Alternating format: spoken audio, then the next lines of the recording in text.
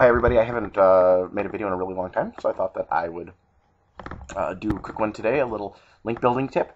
What I've been doing lately is I've been going to freelance writing services like textbroker.com and picking up articles on one of two things, either subjects that I'm an authority on or subjects that have to do with clients.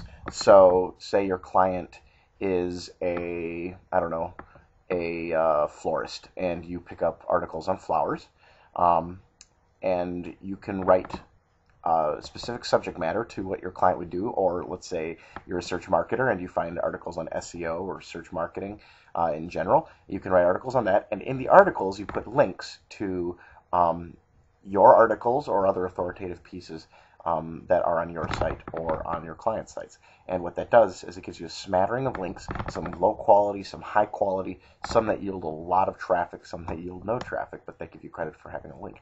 So that's my quick tip for the day.